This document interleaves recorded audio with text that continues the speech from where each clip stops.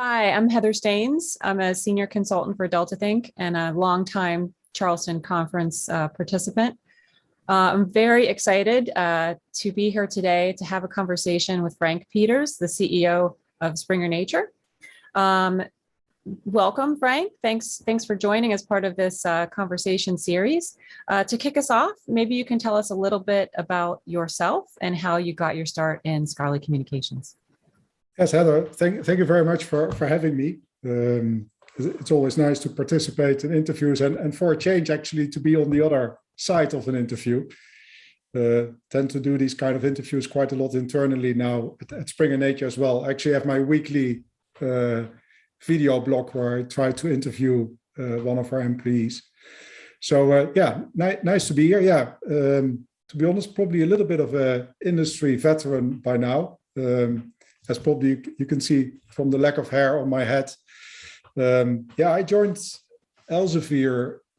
That was actually my entrance into, let's say, research publishing, scholarly communication, or science publication. Depending who you talk to, you have to use a different word, right? And we tend to use the word research publishing. So I think about 25 years ago, Elsevier was my start. At the time, I was actually hired by Dirk Haank, who was at the time CEO of Elsevier. Started as a, in a kind of strategic role, became then responsible for Science Direct, later on responsible for sales and marketing. Then again, all the solutions, including the launch of Scopus. So that was all in all a period of about 10 years, which was really focused on the transition from print to digital. Started all with, I think, Karen Hunter, long time ago, with Project Tulip in the US. And yeah, I really saw, let's say, that migration from print to digital materializing. And I think, at the end, it also resulted in quite a lot of positive things for the industry. It made, let's say, the participants in the industry sustainable. I think we all remember the print spiral where, annual cancellations were basically reducing access. And I think that's where, as an industry, we took advantage of digital. So that, I think, all in all, was a very interesting period. I really got to like research publishing because of the purpose-driven part of it. I think, I've really seen that in research publishing, we can have an impact on society. And I think we'll probably talk about that later on as well. But I think we have seen it during the pandemic as well, where we all work together to make material that is relevant to, let's say, fighting the pandemic available to everybody. But at the same time, also made sure that relevant publications were published as quickly as we could. Then I had a kind of a short stay in education, and then moved on to Wolters Kluwer, where I was in the business of legal publishing, which is different type of professional publishing, but has definitely some common characteristics. And I think what I really started appreciating there is the impact that you can have beyond publishing content, making solutions that actually help improve, let's say, the communities that you serve. And then I think about 4 years ago, I was asked to join Springer Nature, initially as Chief Commercial Officer, where I worked a lot on, let's say, progress in terms of transformative agreements, the path towards open access. And about 2 years ago, I got the opportunity to become the CEO of Springer Nature. And I can only tell you it has been a great experience so far. Maybe the one downer in all of this is the fact that I've so far probably been the most virtual CEO in this industry compared to anybody else, because it has been, mostly working from home the past 2 years. So that's a little bit of a downside. And I think what I really appreciate about Springer Nature is the commitment to open access. Again, really wanting to make, a demonstrable impact to society through the publications that we have, the networks in which we work. And with a set of colleagues that are really determined to make a difference. I mean, that's what makes this business nice, right? It's really a people's business. It's you work with some of the brightest minds on this planet, both internally and externally. I think that's just very rewarding. And there's always change. Yeah, thank you for that. I feel similarly a lot of the themes that you mentioned across my career in publishing. Maybe we can talk, dig in a little bit more depth to your current role. You said you started as the chief commercial officer, and then you've moved into the chief executive officer space. So what kinds of things did you immediately need to kind of put your time and energy into across the business? Were there any surprises to you? Just generally tell us how the past couple of years have been. I think the difference, but that is, I think, true for anybody who moves from, let's say, managing part of the business into managing the business at large, is that suddenly you feel much more responsible for the impact the business has in total. How can we make sure that we really, what we contribute can be trusted and helps, let's say, further scientific discovery. But also, if you look internally, you're not only responsible for your own department, but you're actually responsible for all colleagues. And how can you make sure that you create an environment where they can work effectively, but also feel that they can develop themselves and really feel that, the years they spent at Springer Nature have really been good years in terms of personal development. So I think that is really a big difference. Certainly you take this kind of more holistic view. I think that's exciting. You also feel that you have more levers to pull. You have less dependency upon other ones, but you can really, I think you're privileged in the way that you can really put action to the thoughts and implement the ideas that you have. And I think that's very rewarding. At the same time, you also realize that you're just one, and your dependency upon your colleagues across the business is huge.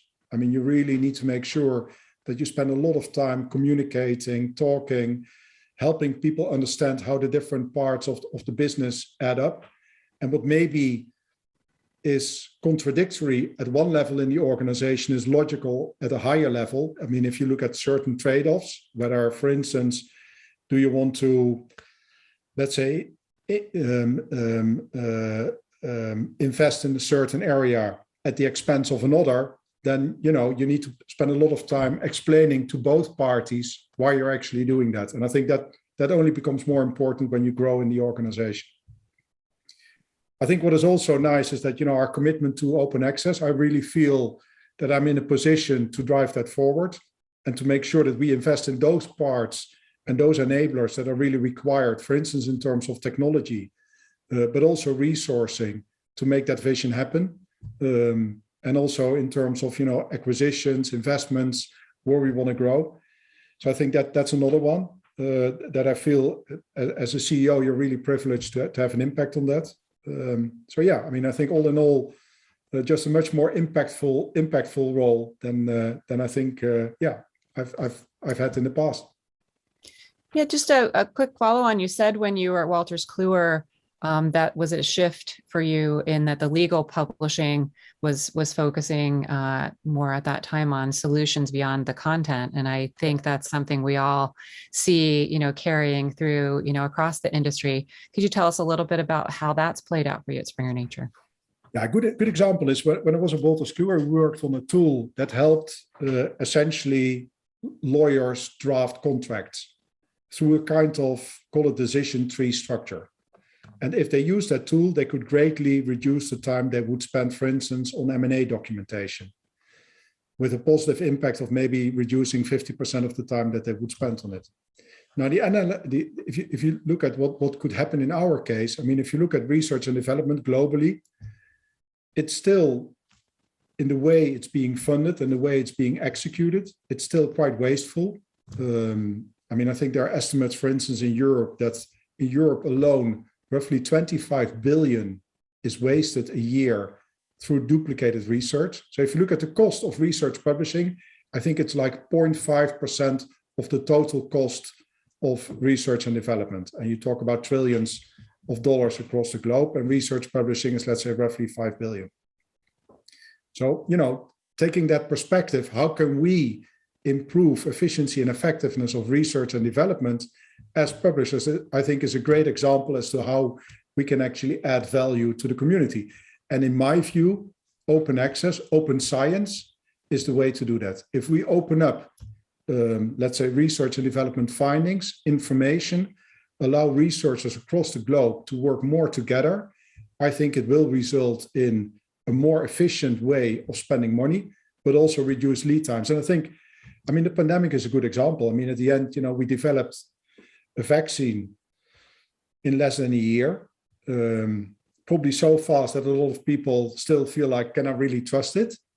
But at the same time, if you look at all the safety, measurements, etc., that have been built in that process and the way that whole process has been speeded up, I think it's just a great example of what can actually happen if we all work together. And I think there's many more, let's say, challenges ahead of us. I mean, look at the climate debate. I mean, there's, I think we're wasting a lot of time, trying to find really demystifying certain components. And I think we as research publishers, we're in the possession of the knowledge that can really help further that debate and make sure that it gets the right priorities. Great. I also started my career in publishing around the time of when the print to digital transition was underway. And I remember being very excited by the possibilities, for example, being able to search content electronically and what kinds of possibilities that would open up, for me, and ultimately decided that was the direction I wanted to move in my career. For folks who are just getting started now, maybe just started before the pandemic, there's certainly a lot, going on across the industry. If they're trying to get their brains around, what are some of the key issues that will make a big difference moving forward, do you have any advice that you would give to them? I think there's a lot of great publications actually in this industry. Against the Grain, Scholarly Kitchen, and I think those are all. I think the Charleston conference itself, with the website and all the additional sources, I think are great examples as to where you can educate yourself. I mean, probably at some stage I will have spent 3 decades in this industry. You never know how long it will last, but let's hope it will be 3 decades. And for me, it will be a decade of print to digital, a decade of subscription to open access, and hopefully also a decade of, let's say, towards open science. Because for me, the path, open science is just a journey. Open access is just a journey. The destination, the holiday destination, is really open science, and I think. So yeah, I mean, I think there's tremendous amount of material for people who are, between brackets, new to this industry to really familiarize themselves about what's going on. I mean, it's a very fascinating industry. Some people externally always think like, well, how can this be an exciting industry? It's like, it's science, it's research. But actually, if you look at it from a technical perspective, what we're doing with AI, I mean, we just published our second fully, book which was fully developed with machine learning. So it was actually not physical people, but machines creating this second book. And I think also if you look at our publication processes, how we use AI to identify the right peer reviewers, to look whether there's any plagiarism on pictures, etc., the way we distribute our content, I think that's all quite amazing. And I think in that sense, this industry is almost like a hidden pearl, or a diamond that still needs to, for those of, for the outsiders that haven't worked in this industry, it's just, there's a lot of excitement in this industry, and change is always around the edge. Also really, pardon me. Change is always around the corner. Yes. I'm also really excited to think about how AI and machine learning can affect research integrity and time savings for the researchers. Now, you said you've probably been the most virtual CEO that Springer Nature has had, and maybe, given what's been happening and the timing, maybe the most virtual CEO. I hope it won't anyone last a decade. I hope it won't last a decade. Yeah. And so in addition to some of the changes just in, communications that have happened as a result of the pandemic, how has your broader team sort of, weathered this sort of ongoing transition? Yeah, well, it's a good question, and many thoughts run through my head. Maybe the first one is, luckily enough, we didn't know it was coming. Because imagine if somebody would have told us, be aware, in half a year time, your whole company will have to work virtually for the next 2 years.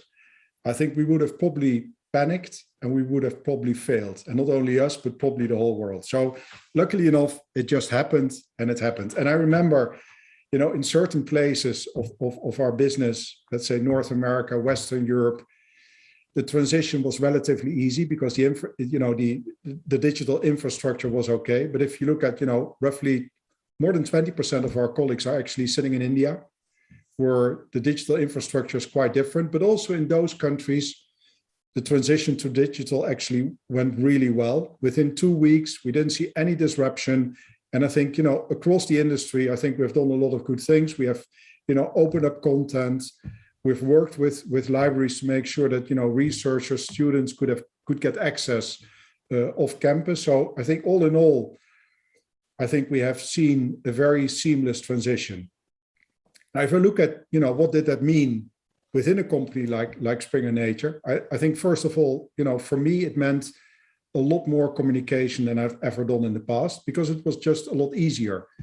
So I think it's fair to say that I probably did spend maybe half a day a week in terms of internal communication, whether that's like giving presentations, attending town hall meetings or whatever. And it was always the traditional style. You flew to a location, you tried to meet as many people, and then you would go away. I think now I probably spend 30% of my time doing communications. So every 2 days, I have coffee and tea webinars with colleagues from all over the world, which is really quite interesting because, of course, I have the morning session or an afternoon session. Afternoon is typically Europe and the US. Morning is Europe and Asia. But it's really interesting. You hear very different perspectives of what people are going through. How the pandemic has been impacting their life. Things are a lot more personal. You look into everybody's room. I think my cupboard here with the books, I think my colleagues probably now feel like if I change just one book, that probably somebody will notice. So I think that has been a big advantage. I also think in terms of managing work-life balance, I think that has been, we have been able to really benefit from that. Our industry, to be honest, is one where virtual work is very well possible, right? I mean, when our staff come to their offices, they typically come to the office, but they don't work with the same staff in that office. They most of the case work with somebody from another office. And at the same time, when they work externally, they work with editors, authors all over the world. So, they can be quite effective in essentially doing their work from home. And I think that makes this industry unique. And it gives us a unique opportunity to get the maximum out of, let's say, virtual working. At the same time, there's also something you miss. And I think that's personal contact. That's the ability to look each other in the eye. That's the ability to not be bound by a clock ticking towards the hour that says, hey, now it's, let's say, the end of the hour and you have to move to your next meeting. You can say, hey, let's grab a cup of coffee or talk about it. So I think all that personal interaction, I think, is something that we all miss. And, personally, I also miss the travel.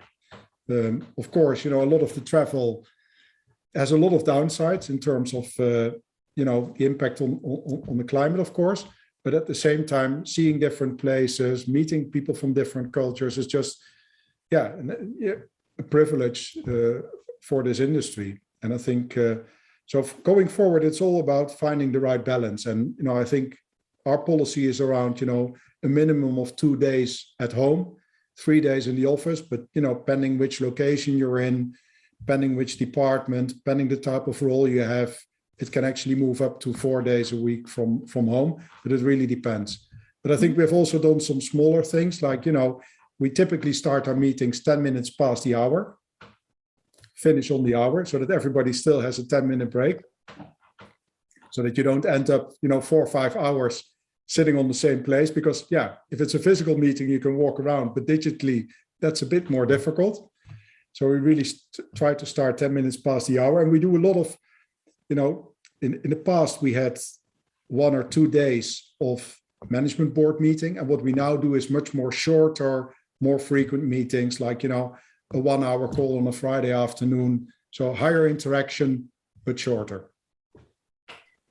Yeah, I've worked both in office and remotely. Delta Think, we're entirely remote. And I remember a lot of feedback early on in the pandemic, both from librarians and also folks at, I'll just give an example, society publishers who had typically been more office-based around team interaction and broader team interaction that was equalized by the fact that everyone found themselves in the virtual space. I mean, for example, library task forces that might have university representatives from different locations where the bulk of the participation would be in person, and then 1 or 2 people, would be on the screen. All of a sudden, everyone is kind of on an equal footing. So I'm hoping that when we move forward to whatever that looks like, we can remember some of the benefits that we gained. Externally, that's of course always a bit more difficult to manage, but internally, our guideline or rule, whatever you want to call it, is that if one person is virtual, everybody will be virtual, even if you're in the office, because it just creates a different type of experience. If you're like that one person that tries to get heard or follow the meeting through a spider phone, it's just an awful experience. And I think one beautiful thing, of course, from the pandemic is that we have all learned that video is a great addition. And typically, if I used to, call people, it was always over the phone, and you wouldn't do that much video. And I think, that's for sure something that everybody is now used to. It's funny, now we do the telephone to get a break from the video sometimes. So Yeah, we're always changing, as you said. that's true. But I think it's exciting times. I mean, it's exciting times working in this industry with all the, changes going on, but it's also an exciting time to live and work, as we move to hopefully a new balance. Mm-hmm. So, picking up on that, near term, maybe the coming 5 years, you've mentioned a few of the things that you're excited about now. What gets you most excited about, what's going to happen potentially in the next 5 years? I think, more from a holistic point of view, I think it is really seeing Springer Nature having an impact on progress versus the SDGs. And then I would say probably the climate action most specifically. I mean, we have just nominated a climate action officer at Springer Nature, whose responsibility it is to really bring together what we do internally, but also look what we can do externally. So how do we, on one side, behave internally as a company? We have what we call a green office network, where the offices try to see how they can reduce their carbon footprint. We also look at things like, travel, but also look at externally, how can we bring parties together? How can we share information that is relevant? So I think for sure that's one. I think that, if as Springer Nature, we can make our contribution and are being recognized by the communities in which we operate, that we actually make that contribution. I think that's probably one that is the number one. I think the most important one. I think second, our commitment to open access and seeing that more than half of our content in a couple of years will actually be open access. That's a goal that we have set ourselves. So across subscription and full open access and hybrid, we really want to pass that 50% point in a couple of years. And I think also the looking beyond content, moving into the solution space, and feeling that, let's say, our different stakeholders, whether it's faculty, whether it's funders, are really recognizing us as a company that tries to improve efficiency and effectiveness of research and development. And finally, but that's maybe less of an external one, but that's more an internal one, is that, our colleagues in 5 years' time is a good ride. It's fun to be part of Springer Nature. It's a good balance between work and fun. There's, good humor in the business. And people really feel at the end, we all have a certain number of precious, years on planet Earth. And feeling that the ones that at least our employees have spent with Springer Nature are good ones, I think is something that at least is one of my objectives. Yes. Yeah, sometimes I toy with the idea of leaving scholarly communications, and I would miss it too much. I would miss the people, and I would certainly miss the opportunity to get together. I think so many of us can't wait, for that to start to happen, and we're baby stepping into it with different events. I know you've mentioned to me before how much you enjoy the Charleston conference. So maybe, as maybe close. just one. Yeah, before I go into that one, I think it's a good point that you mentioned, because I think I'm extremely positive about the new generation. If I compare myself when I, let's say 30 years ago, when you started working, came out of university, it was very much about work, taking care of yourself, making a career, earning money. And I think the whole element of wanting to make a difference to society, I think is just, of course, it's not sitting with everybody in that new generation, but there's a large part of, let's say, the new generation, the people who are leaving universities, who really feel it is important. And I think that's just extremely positive. And I think those are the people that, will find research publishing an extremely rewarding place to work. And they just need a little bit of stamina to get through the first couple of years in their career, because the beginning is always difficult. You come out of university, lots of freedoms, and then suddenly you need to work in a more structured environment. But that's of course the thing. But coming back to the Charleston conference, yes, the only thing I can say is that it's really a pity that I don't think I will be able to visit physically. I think because the US is only opening up on the 8th of November and not before that. I was there not last year, but the year before. I really enjoy the intimate atmosphere, the ability to hop from topic to topic, to see a very diverse group of people talking about, important challenges that let's say our ecosystem is facing. It's always inspiring. I also like Charleston as an area to go to. I always like to run in the morning, and there's plenty of opportunity in Charleston. So I think those are the things I will for sure miss. At the same time, I think the organizers have done a great job in trying to get the maximum out of a kind of hybrid experience. So I'll be very curious to see how that will be.